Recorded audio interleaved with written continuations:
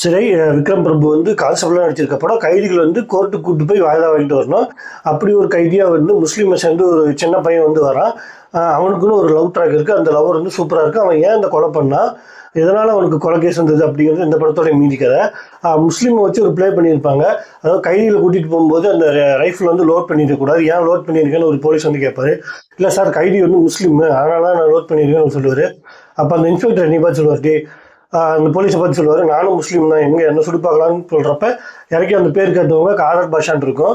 ஒரு மதத்தை வச்சு ஒருத்தர் டிசைட் பண்ணாதீங்க அவங்க விஷயத்த அழகாக சொல்லியிருப்பாரு. அந்த அப்துல்ங்கிற பேருக்கு ஒரு எக்ஸ்பிளேஷன் இருப்பார். அதுவும் சூப்பராக இருக்கும். ஏன்னா நான் காலேஜ் படிக்கும்போதே என் ஃப்ரெண்டு ஒருத்தர் இருக்கான், முகமது, அவன் பேர் அதுதான்.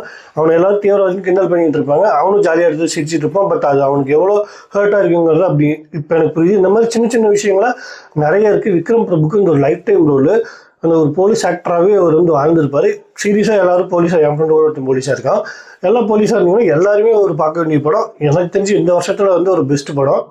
விக்ரம் பிரபு பேராகட்டும், அந்த முஸ்லீம் பையன், அந்த ப்ரொடியூசர் பையனோட செகண்ட் ஹீரோவோட பேராகட்டும், 2 உமன் கேரக்டர் தான் சுப்பீரியர். எனக்கு தெரிஞ்சு உமன் கேரக்டர் அவ்வளோ பவர்ஃபுல்லாக காட்டியிருப்பாங்க.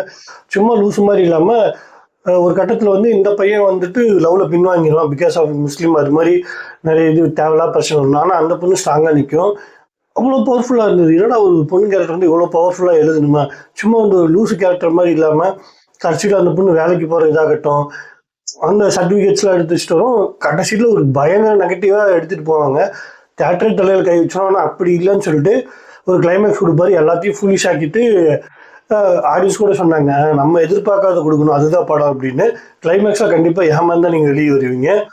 படத்தினால இல்லை, அவர் ட்விஸ்டால் ஏமாந்து வெளியே வருவீங்க. பட் படமாக பார்த்தா இந்த வருஷத்தில் ஒரு ரொம்ப நல்ல படம்னு சொல்லுவேன்.